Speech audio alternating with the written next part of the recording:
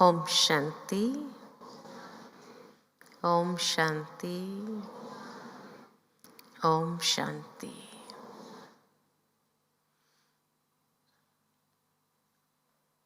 बाबा ने आज के महावाक्यों में हम सभी बच्चों को यही कहा कि बच्चे, ये कभी नहीं कहना तकदीर में होगा सो मिल जाएगा। जो बच्चे ये कहते हैं कि तकदीर में होगा वो मिल जाएगा, स्वर्ग में तो आएंगे ही, फिर पुरुषार्थ करने का क्या मतलब आता है। बाबा कहे ये पुरुषार्थी बच्चों की निशानी नहीं है। पुरुषार्थी बच्चे हमेशा यही पुरुषार्थ करते कि नंबर 1 में जाना है ना। और इसीलिए जब नंबर 1 में जाना है, ये हमारा लक्ष्य है, तो बाबा कहे यही आपके पुरुषार्थ से सतो प्रधान दुनिया की स्थापना होती है, सतयुग की स्थापना होती है और उस सत्यता के समय को ले आती है। बहुत सुंदर एक बात याद आती है कि दुनिया में कहा जाता है कि जो ऋषि मुनि थे वो गुफाओं में जाते थे या पहाड़ों पर जाते थे, तंद्राओं में जाते थे। किस लिए? तो कहते हैं सत्य की खोज के लिए। अब सत्य की खोज के लिए पहाड़ पर जाने से क्या होगा? सत्य मिल जाएगा? गुफाओं में जाने से क्या सत्य मिल जाएगा? वास्तव में वो गुफाओं में या पहाड़ों पर क्यों जाते थे सत्य की खोज में? क्योंकि वहां उन्हें एकांत मिलता और उस एकांत में वो भीतर जा सकते थे। क्योंकि सत्य बाहर तो नहीं है, सत्य तो अंदर है। तो अपने सत्य स्वरूप को समझने के लिए वो एकांत को अनुभव करने के लिए पहाड़ों पर या गुफाओं में जाते रहे। लेकिन बाबा ने हमें घर गृहस्थ में रहते हुए, शहरों में रहते हुए अंदर जाना सिखा दिया है ना, भीतर जाना सिखा दिया। और सबसे सरल शब्द के अंदर सत्य ज्ञान हमें दिया कि बच्चे आत्मा क्या है। आत्मा के लिए यही बात स्पष्ट कर दी कि बच्चे आत्मा है ही सत चित आनंद स्वरूप, है ना। आत्मा का स्वरूप सत्य है, चैतन्य है और उस सत्य और चैतन्य की अभिव्यक्ति आनंद से है। जब सत्य में होता है तो खुशी होती है, तो खुशी में नाचता है, आनंद में आ जाता है। तो इसीलिए आत्मा का सत्य स्वरूप ही चैतन्य और आनंदमय है। ये आत्मा का ज्ञान दे दिया, सत चित आनंद स्वरूप। अच्छा, परमात्मा का ज्ञान क्या दिया? कि परमात्मा सत्य है। दुनिया में भी लोगों ने कहा गॉड इज ट्रुथ, ईश्वर सत्य है। लेकिन वो सत्य क्या है वो किसी को समझ में नहीं आया। बाबा ने इतने सरल शब्द में कह दिया, जैसी आत्मा वैसा परमात्मा। आत्मा ज्योति स्वरूप है तो परमात्मा भी ज्योति स्वरूप है, सूक्ष्म है, इन आंखों से देखा नहीं जा सकता है। और इतना सरल रूप में बाबा ने अपना परिचय खाली 3 शब्द में दे दिया। कौन से 3 शब्द में परमात्मा ने परिचय दिया? शिव बाबा जब ब्रह्मा बाबा में अवतरित हुए पहली बार, तो 3 शब्द में अपना परिचय दिया। निजानंद स्वरूपम शिवोहम शिवोहम, प्रकाश स्वरूपम शिवोहम शिवोहम, और ज्ञान स्वरूपम शिवोहम शिवोहम। सबको याद है, ये 3 शब्द के अंदर ही परमात्मा का सत्य परिचय आ गया। कोई लंबा चौड़ा ज्ञान नहीं दिया। दुनिया के अंदर किसी को परमात्मा के विषय पर बोलने के लिए कहा जाए तो इतना लंबा चौड़ा सुनाते रहेंगे, कंट्रोवर्सी सुनाते रहेंगे, और उसके बाद भी लोगों को पूछो कि परमात्मा का वास्तविक स्वरूप क्या समझा, तो कहेंगे यही नहीं समझ में आया, है ना। ऋषि मुनि कह के गए नेति नेति, हम नहीं जानते, न ये है न वो है। उसके बाद गीता के आधार पर कहा यदा यदा ही धर्मस्य, जब जब धर्म की ग्लानि हो तब तब मैं आता हूं। तो 4 युग है तो 4 बार होना चाहिए। उसके बाद 10 अवतार दिखा दिया, 4 अवतार के बदले 10 अवतार दिखा दिया। उसके बाद 24 बार दिखा दिया, 24 अवतार दिखा दिया। और उसके बाद का कण कण में भगवान है, सर्वव्यापी है। अब मनुष्य को अगर पूछा जाए ये सब में सत्य क्या है, नेति नेति सत्य है। 4 बार आया 4 युग में, वो सत्य है। 10 अवतार है, वो सत्य है। 24 अवतार है, वो सत्य है। कण कण में है, वो सत्य है। पूछो तो मूंझ जाएंगे। ईश्वर के बारे में भी किसी ने समझा ही नहीं। तो न आत्मा के विषय में जानते, न परमात्मा के विषय में जानते, बाकी क्या जानेंगे। जब ये 2 ही नहीं समझा तो सृष्टि के आदि मध्य अंत को क्या समझेंगे। इसलिए सत्य बात या सत्य ज्ञान आज संसार के अंदर किसी के पास नहीं है। तभी हर इंसान राह भूले हुए हैं, भटक रहे हैं। अब बाबा आकर के हमें यह सत्य ज्ञान का अमूल्य हीरा देता है। लेकिन आज दुनिया के अंदर इतने आर्टिफिशियल हीरे निकल गए हैं। आर्टिफिशियल हीरे कितने चमक वाले होते, लोग समझ ही नहीं पाते रियल है क्या आर्टिफिशियल है ना। दाम भी ले लेते हैं, मूर्ख भी बना देते हैं। झूठे आर्टिफिशियल हीरे देकर कहेंगे सच्चा हीरा दे रहे हैं, है कि नहीं। चमक को देख करके लोग समझते हाँ सच्चा ही होगा, मूल्य भी चुका देते हैं। वो कहानी याद आती है कि एक बार एक राजा ने कहा कि मेरे पास 2 हीरे हैं, एक नकली है एक असली है। जो इसकी पहचान कर देगा उसको मैं बहुत सारा इनाम दे दूंगा। बहुत लोग आए पहचान करने के लिए, लेकिन जो नकली था वो भी इतना चमकदार था कि असली को फीका कर दे। बहुत लोग आए पहचान करने के लिए, लेकिन सारे फेल हो गए, क्योंकि नकली को ही असली समझ करके बताने लगे। फिर जो है एक सूरदास आया, कहा मैं पहचान करता हूं। अब लोग हंसने लगे, क्या हम आंखें से देखने वाले नहीं पहचान सके?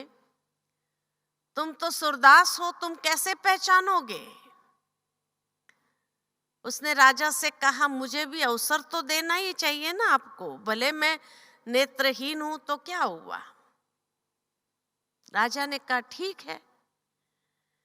दोनों हीरा लेकर के धूप में खड़ा रहा, थोड़ी देर उसको रख दिया धूप में। उसके बाद दोनों को स्पर्श किया। जो नकली था वो गर्म हो गया था, कांच का था ना, गर्म हो गया, और असली हीरा जो था ना, शीतल था। उसने स्पष्ट कर दिया, ये नकली है, ये असली है। तो बाबा भी हम सभी बच्चों को यही ज्ञान देते हैं कि जो असली बाबा के बच्चे हैं ना, वो कैसे होंगे? शीतल स्वरूप होंगे, शांत होंगे, वो गरम नहीं होते होंगे।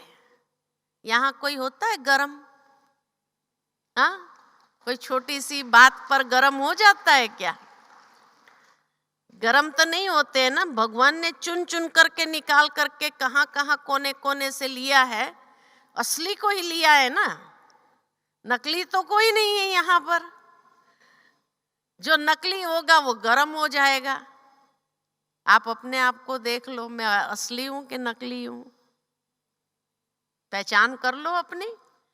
और अगर सचमुच असली है तो आप शीतल, शांत रहेंगे। इसीलिए बाबा ने रोज हम बच्चों को ओम शांति, दादी जानकी भी इसीलिए 3 बार ओम शांति बोलती थी। मैं कौन, मेरा कौन, मुझे क्या करना है ना?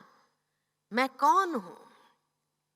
और इसीलिए दुनिया की आत्माएं उस अग्नि के अंदर जल रही है, और बाबा ने हमें उस अग्नि से बाहर निकाल दिया और कहा तुम असली हीरे हो सब, और असली हीरे हैं तभी यहां पहुंच गए। देखो पहुंच गए ना, है ना? असली हीरे हैं, बाबा के अमूल्य रतन, असली रतन है आप।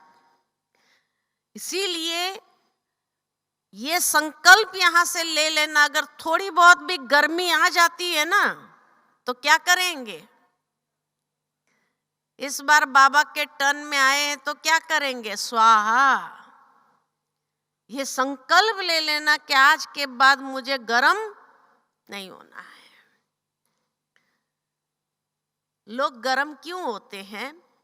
क्योंकि बाबा कहते हैं, दुनिया में कहावत है, झूठी माया, झूठी काया, झूठा सब संसार। ये काया भी झूठी है, आत्मा सतचित आनंद स्वरूप है, और काया झूठी है। तो जब झूठी काया के स्मृति में आ जाते, अर्थात देह अभिमान के वश हो जाते हैं, तो गर्म होना स्वाभाविक है ना? अगर आत्म स्वरूप में स्थित रहे तो गर्म हो सकते हैं। जो आत्मिक स्मृति में रहेंगे तो उसको तो हमेशा ये स्मृति रहेगी, मैं आत्मा शांत स्वरूप हूं, मेरा स्वधर्म शांत स्वरूप है। तो जो ये झूठी माया, झूठी काया के वश हो गया, वो गर्म होना ही है। तो जिस समय आप गर्म हो जाओ ना, समझो झूठी माया और झूठी काया के वश हो गया। ठीक है ना? तो देह अभिमान के वश जो होगा वो क्रोध में तो अवश्य आ ही जाएगा। वो शांत रह नहीं सकता है, शीतल रह नहीं सकता है ना? तो शीतल स्वरूप है, शीतला देवी, शिव शीतल देवता है सभी, है ना? सत्यता के लिए बहुत सारी बातें कही हुई है। अभी गीत जो हम सभी ने सुना उसमें भी यही कहा कि भगवान को भी कौन प्यारे लगते हैं? सच्चे दिल पर साहब राजी।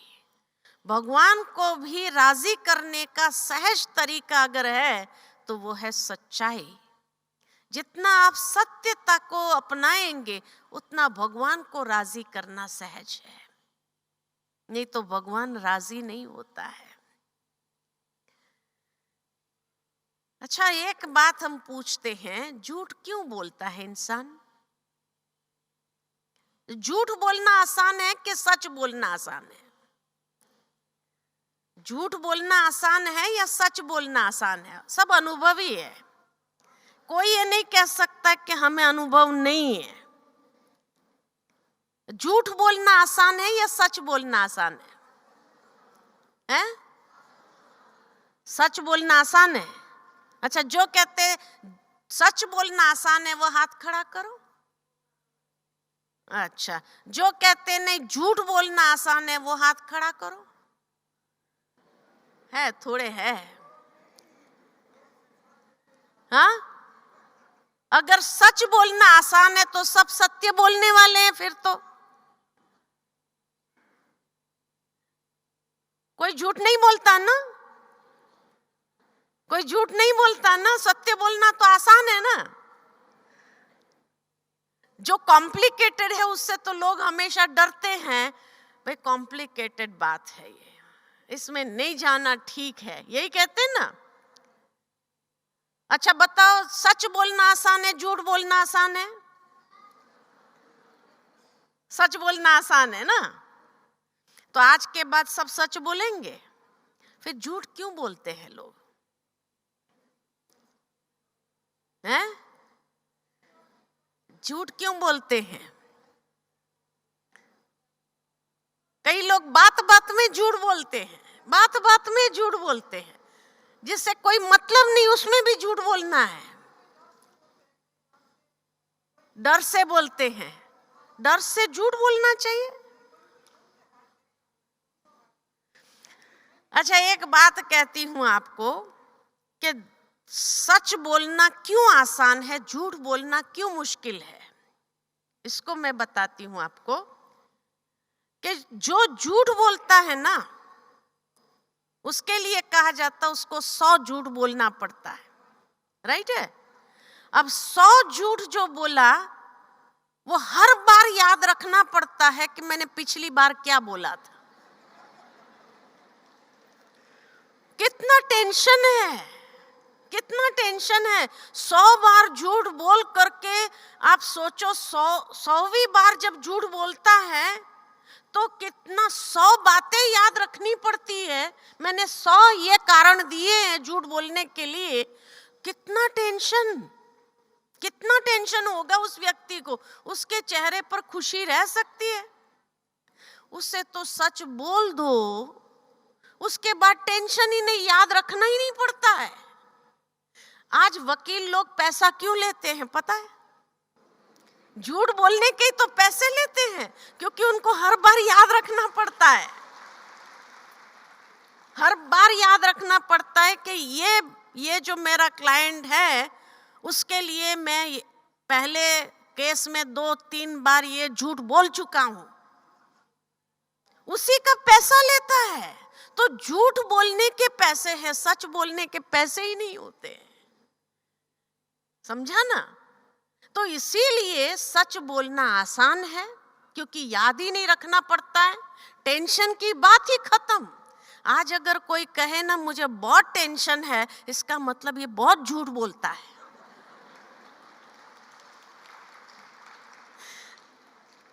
है ना अनुभवी सब? झूठ बोलने के बाद टेंशन होता है कि नहीं होता है? एकदम सही। आप घर गृहस्थ में रहते हैं, मित्र संबंधियों के बीच रहते हैं, आपने अपने कोई संबंधी के आगे कोई बात को लेकर के झूठ बोल दिया, उसके बाद जब भी वो सामने आएगा आपको याद रखना पड़ेगा पिछली बार मैंने। और अगर मेमोरी पावर लूज हो गई तो फिर क्या होगा? वो व्यक्ति कहेगा अरे पिछली बार तो तुमने ऐसा बोला था। तो क्या कहेंगे? अच्छा मैंने ऐसे बोला था, फिर ऐसा ही होगा। फिर झूठ बोलता है, फिर झूठ बोलता है, फिर झूठ बोलता है। तो झूठ बोलना कितना कठिन है, तभी तो वकील लोग पैसा लेते हैं, ऐसे नहीं लेते।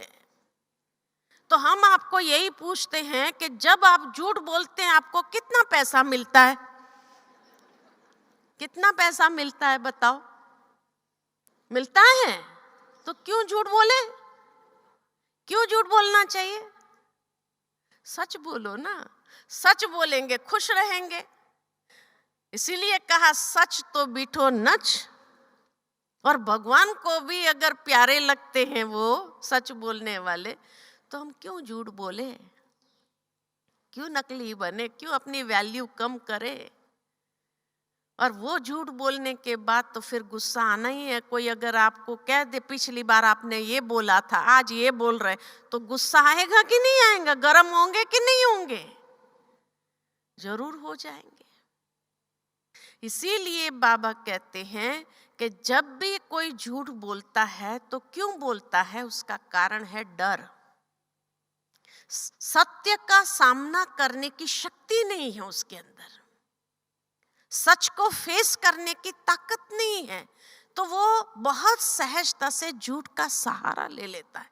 उसको पता नहीं ये रास्ता कितना कॉम्प्लिकेटेड है, बाद में ये नहीं समझता है, इसलिए वो झूठ का रास्ता अपना लेता है।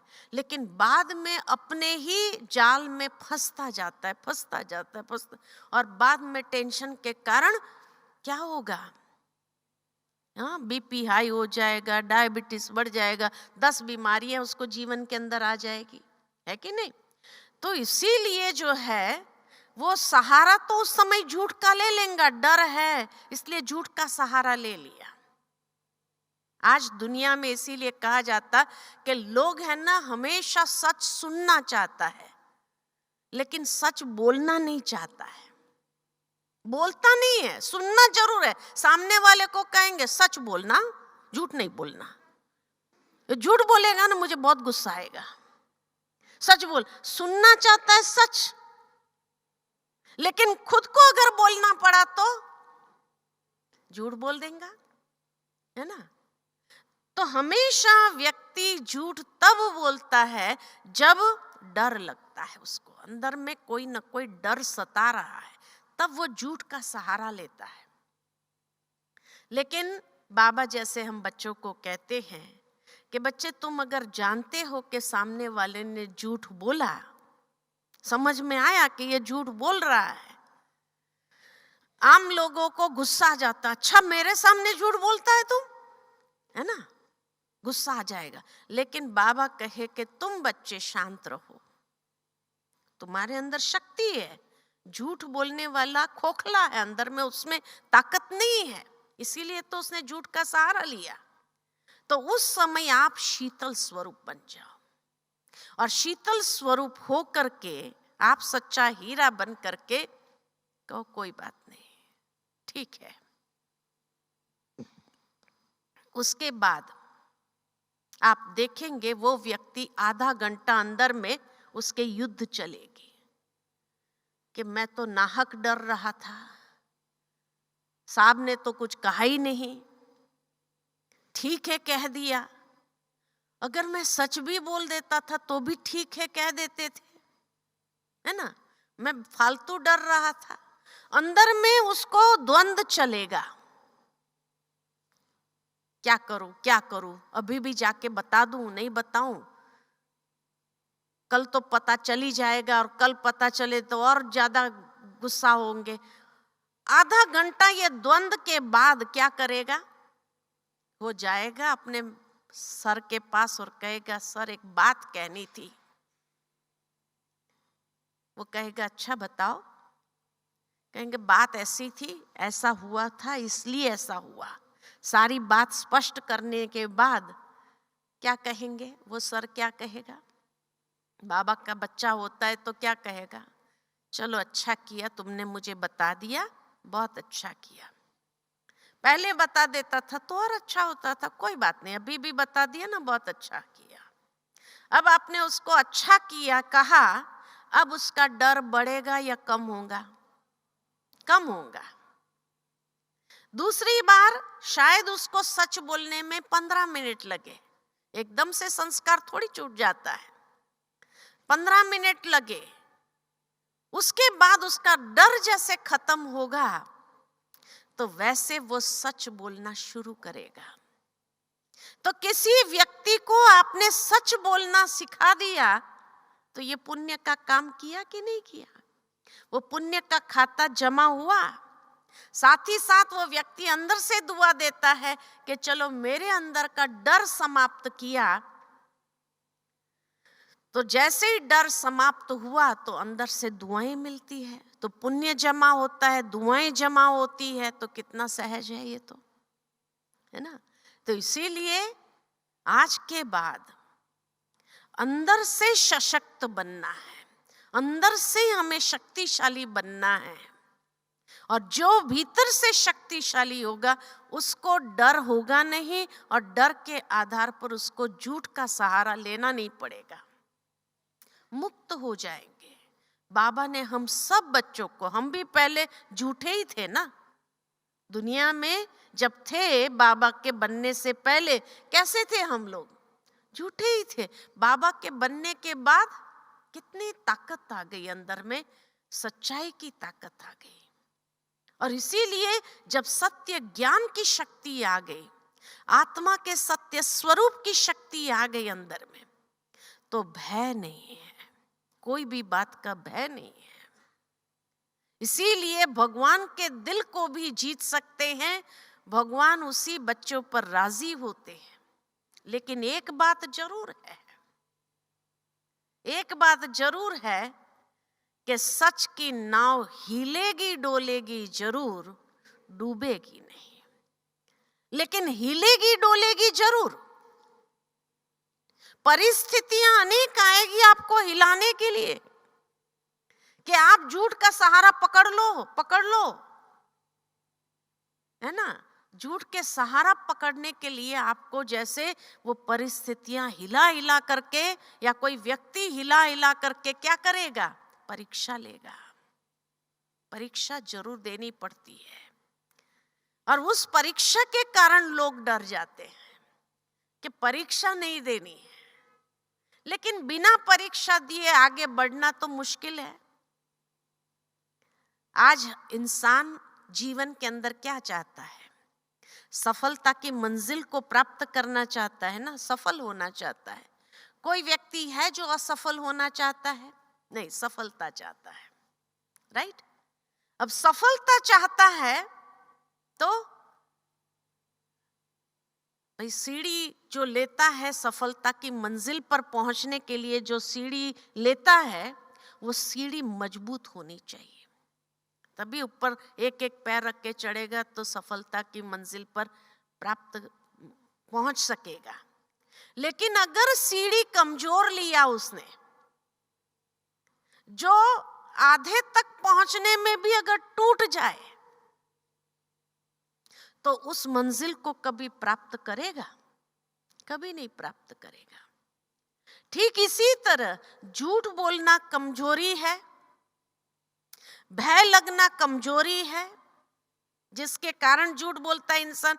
तो ये सारे कमजोर आधार लिया, कमजोर सीढ़ी के ये रहे तो आधे तक भी नहीं पहुंच सकता है, वो आधे से ही गिर करके चकनाचूर हो जाता है। इसीलिए बाबा कहते हैं अगर सफलता की मंजिल को प्राप्त करना है तो आधार हमें बहुत मजबूत लेने की आवश्यकता है। जितना मजबूत आधार होगा तो सहजता से ऊपर चढ़ करके आप उस सफलता को हासिल कर सकेंगे। दुनिया में कई लोग सोचते हैं कि नहीं, झूठ बोल करके हासिल होता है, सच बोल करके हासिल नहीं होता है। जो इंसान को चाहिए मान, प्रतिष्ठा, पद, ये सब कुछ झूठ बोल करके ही हासिल होता है, सच बोलने से तो कुछ भी नहीं मिलने वाला है। ये भ्रम है लोगों का, जिसमें लोग जी रहे हैं। आज मान लो कि झूठ बोल करके व्यक्ति ने पद, प्रतिष्ठा सब कुछ हासिल भी किया, लेकिन वो उसका सुख नहीं भोग सकता है, उसकी खुशी का अनुभव नहीं कर सकता है। उसका अंदर में मन खाता रहेगा, कचोटता रहेगा कि ये बात को प्राप्त करने के लिए मैंने इतने इतने क्या कहते हैं पापड़ बेले हैं, इतने पापड़ बेले, पापड़ थोड़ी बेल, झूठ के पापड़ बेले हैं उसने, है ना। कहने का भाव है वो इतना झूठ मैंने बोला है तब जाकर के ये हासिल हुआ है। अब उसकी खुशी उसको रहेगी, उसका आनंद का अनुभव ले सकेगा। तो प्राप्त होने के बाद अगर आनंद ही नहीं उस जीवन में, खुशी ही नहीं, कहीं मैं प्रत्यक्ष न हो जाऊं, कहीं मैं प्रत्यक्ष न हो जाऊं, तो प्राप्ति का फायदा क्या है? प्राप्ति का फायदा क्या है? कुछ भी नहीं। तो इसीलिए जिस दिन सफलता की मंजिल को प्राप्त कर लेता है, अगर मजबूत आधार को लेकर के, मजबूत आधार कौन से हैं? बाबा ने बताया है कि सत्यता रियलिटी है, सत्यता रॉयल्टी है, सत्यता निर्मल है, प्योर है। सत्यता में वफादारी, ईमानदारी, फरमानबरदारी, ये सब सत्यता में आता है। प्योरिटी, डिविनिटी, ये सब सत्यता, ये आधार को लेकर के जो चलता है, वो जिस दिन उस मंजिल को प्राप्त करता है, उसके जैसा खुशकिस्मत इस संसार के अंदर कोई नहीं है। बाबा की कुछ दिन पहले ही साकार मुरली आई थी। साकार मुरली में बाबा ने कहा, कई बच्चे मुझसे पूछते हैं कि बाबा इस हालत में, बिजनेस में मुझे झूठ बोलना पड़ता है, मैं क्या करूं? क्या कहा था बाबा ने, याद है? क्या कहा था बाबा ने? बाबा ने कहा, मैं नफ्स देख करके राय देता हूं, नफ्स देख करके, कि अगर ये बच्चा को मैं कहूं कि नहीं तुम सच ही बोलो, और वो नहीं बोल सका, कमजोर है, नहीं बोल सका, तो मेरी नाफरमान वरदारगी का पाप चढ़ जाएगा उसके ऊपर। तो उसको बाबा कहते, बच्चे जैसे ठीक समझो वैसे करो। बाबा उसको राय नहीं देता है, क्योंकि बाबा उसके ऊपर और पाप चढ़ाना नहीं चाहता है, नाफरमान वरदारी का पाप चढ़ाना नहीं। भगवान के महावाक्य को अगर वो फॉलो न करे तो कितना पाप चढ़ जाए उसके ऊपर। इसलिए बाबा नफ्स देख करके राय देता है उसको।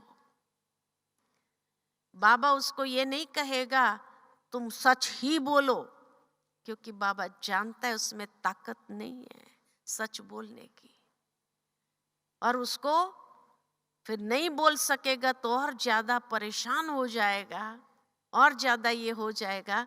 तो इसीलिए बाबा उसको राय नहीं देता है फिर। लेकिन कई आते हैं बाबा के पास पूछने के लिए, तो इसीलिए बाबा कहे कि जिस दिन वो ये मजबूत आधार को पकड़ लेता है और सीढ़ी चढ़ने लगता है, और जब मंजिल पर पहुंचता है, उस वक्त उसको महसूस होता है भगवान भी मेरे साथ है और सारी दुनिया का प्यार मुझे प्राप्त हो रहा है। कठिन जरूर है, हिलेगी डोलेगी, लेकिन डूब नहीं सकती है ना। वो नाव डूब नहीं सकती है। क्यों नहीं डूब सकती है? क्योंकि सच्चाई का बल है उसके अंदर। और इसीलिए बाबा की वो मुरली मुझे याद आती है कि लोग झुलाने आएंगे, आपको हिलाने आएंगे, लेकिन ऐसा लगेगा जैसे आप झूले में झूल रहे हैं। वो हिला रहे हैं, आप झूल रहे हैं, और आप अतीन्द्रिय सुख के झूले में झूलेंगे और वो सोचते हम हिला रहे हैं उनको। अब कोई हिला रहा है तो हिलाने दो उसको, डूबने वाले तो है नहीं। सच्ची की नाव के बैठे हैं तो डूब सकते हैं क्या? कभी नहीं डूब सकते हैं। तो चिंता किस बात की? चिंता करने की आवश्यकता है आपको नहीं। हिला रहे, हिलने दो, हिलाने दो। इसीलिए बाबा कहे कि जब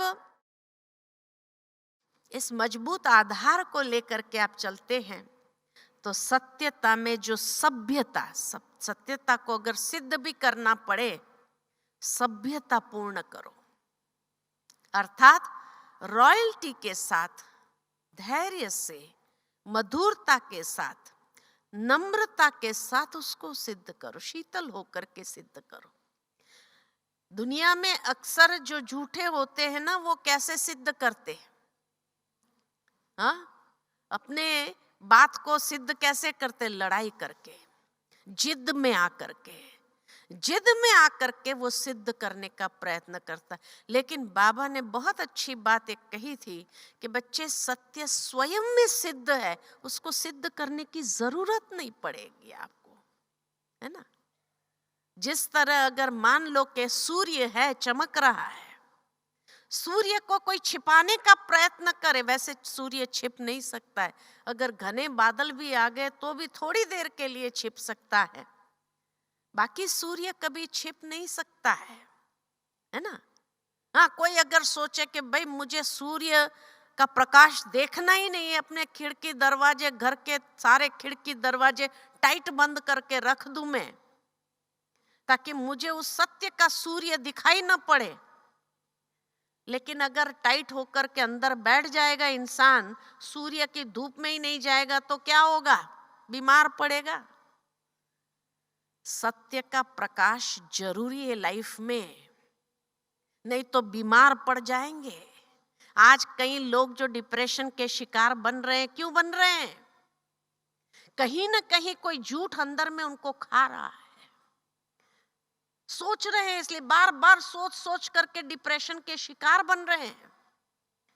इसीलिए बाबा कहे, अपने घर के खिड़की दरवाजे भी हम सुबह सुबह खोल देते हैं, ताकि सूर्य का फ्रेश जो हवा है, जो प्रकाश है, वो सहजता से आए। और घर के अंदर के कीटाणु भी अगर बंद रखा था सारा दिन, तो भी वो सारे कीटाणु समाप्त हो जाए, खत्म हो जाए। ठीक इसी तरह जीवन के अंदर भी सत्य का प्रकाश हमेशा आपको फ्रेश रखेगा, दुरुस्त रखेगा। अगर असत्यता के अंधकार में जीने की आदत पड़ जाएगी, तो हमेशा बीमार ही रहने वाले हैं। वो कभी स्वस्थ, मन दूरस्थ कभी नहीं होगा, न तन दूरस्थ होगा, न मन दूरस्थ होगा। इसीलिए बाबा कहे, सत्यता के सूरज को छिपाने का प्रयत्न मत करो, उससे आप खुद परेशान हो जाएंगे। सत्यता के लिए यही कहा गया कि वो निर्मल जल की तरह है, निर्मलता है उसमें, प्योरिटी है। जैसे कोई निर्मल जल होता है, सारा किचड़ा अगर नीचे बैठ गया है तो वो जल कांच की तरह दिखाई, ट्रांसपेरेंट। इसी तरह बाबा भी कहे, सत्य ट्रांसपेरेंसी है, जो है जैसा है। कई बार जो सच्चे इंसान होते हैं ना दुनिया में, क्या कहते?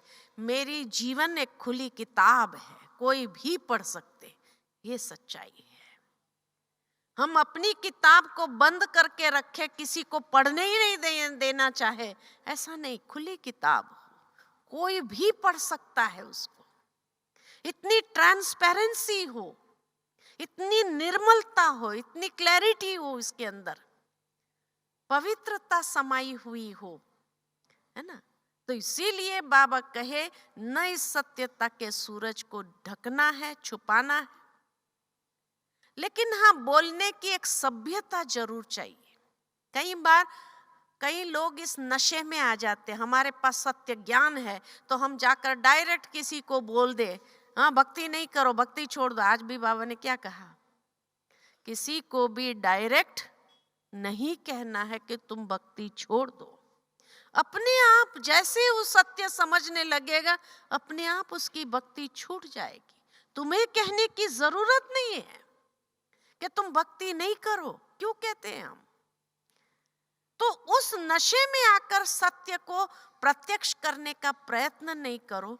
सत्यता को प्रकट भी करना है तो अपने जीवन से प्रकट करो, अपने जीवन में उसको इस तरह से शामिल करो कि लोग ये कहे कि पहले से ये बहुत बदल गया, उसके अंदर का झूठ जैसे सारा समाप्त हो गया और सच्चाई उसके अंदर आ गई, एकदम निर्मल हो गया है, पवित्र हो गया है।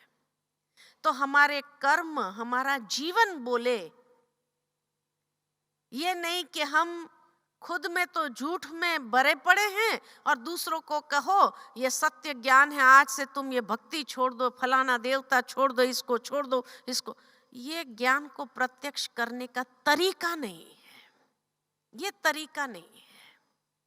आपका जीवन में इस तरह से उस सत्य ज्ञान को शामिल करे जो अपने आप वो जीवन बोलना शुरू करे कि लोग देखकर कहे कि इसमें बहुत परिवर्तन आ गया है, पहले ये क्या था और ये क्या बन गया है ना। पहले जो सारे झूठ के आधार पकड़े हुए थे वो सारे आधार उसके छूट गए और उसका जीवन कितना निर्मल पवित्र हो गया। और उसी के लिए बाबा ने बहुत अच्छी बात कही थी कि सत्यता पारस है, उसके संग में जो भी आएगा वो भी क्या बन जाएगा, पारस बन जाएगा, है ना। तो पारस बनाते चलो, अपने संग में जो भी आएगा उसको पारस बनाते चलो। बाकी हमें बोलने की जरूरत नहीं, तुम ये नहीं करो, ऐसा नहीं करो, ऐसा करो, ऐसा नहीं, आपका जीवन को देख देख करके वो भी अपने जीवन के अंदर उसकी प्रेरणा प्राप्त करे, हमारा जीवन प्रेरणा दे। बोल करके हम किसी की कहाँ भावना होती है, किसी की कहाँ भावना होती है, उस भावना को हम तोड़ नहीं सकते हैं, क्योंकि उसी को सच्चाई माना हुआ है, समझा हुआ है। उसको तोड़ने का प्रयत्न करेंगे टूटेगी और ही वो आपको गलत समझेगा। तो इसीलिए सत्यता का जो खुशी है, नशा है, वो जरूर रहे। आपका जीवन इतना सुंदर हो कि आपके जीवन से हर घड़ी उसको प्रेरणा प्राप्त होती रहे कि जीवन बनाना है तो इसके जैसा, कितना अच्छा जीवन है, जीवन बनाना है तो इसके जैसा। तो ऐसा जीवन आपका बोलना शुरू करे, ये खुली किताब बन जाए जहां हर कोई पढ़ सके कि पहले ये क्या था और आज क्या बन गया है। तो इसीलिए बाबा कहते हैं सत्य स्वयं में सिद्ध है, उसको सिद्ध करने का प्रयत्न नहीं करना है। और अगर कोई बात सिद्ध करनी भी पड़े, ऐसी स्थिति में आ जाओ, तो शीतलता, सभ्यता पूर्ण, मधुरता के साथ, धैर्यता के साथ, गर्म होने की मुझे जरूरत नहीं है, प्रेम से करो आप। जो अगर बात बाबा की सुनानी भी है, आपको सत्य बात उसको देनी भी है, तो इतना प्रेम से, शांति से, मधुरता से, सभ्यता पूर्ण दे, रॉयल्टी के साथ दे, जो वो आपकी बात से गदगद हो जाए अंदर में, और गदगद हो करके उसको सहजता से स्वीकार कर ले। इसको कहते हैं सत्यता, कि वो सत्यता का एसेंस हमारे पास है। एसेंस तो पावरफुल होता है ना, कोई भी चीज का एसेंस कितना पावरफुल। अर्क जो होता है, कितना अर्क सीधा अगर किसी के मुंह में डालो तो क्या होगा, जल जाएगा अंदर में, पावरफुल इतना है। एसेंस है तो एसेंस तो इतना पावरफुल है, उसको घोल के ही देना पड़ेगा ना। तो आपके जीवन में घोल करके देना सीखो, है ना। ये वैल्यूज जो है, सत्यता की जो वैल्यू है, इतना पावरफुल एसेंस है कि आप अगर सीधा उस एसेंस को किसी को देना चालू करो तो वो हजम नहीं कर पाएगा, बहुत मुश्किल होगा। लेकिन अगर उसको घोल के दो तो हाँ सहज होगा ना। तो इसी तरह बाबा कहे आप अपने जीवन में उसको घोल करके फिर उसको परोसो, तो वो कहेगा हाँ बहुत अच्छा है। ये तो सीधा एसेंस देंगे तो फेंक देगा, हाँ टेस्टलेस होगा वो, तो एकदम उसको हजम ही नहीं कर पाएगा, उसको सहन नहीं कर पाएगा। तो इसीलिए उसको घोल कर देना सीखो।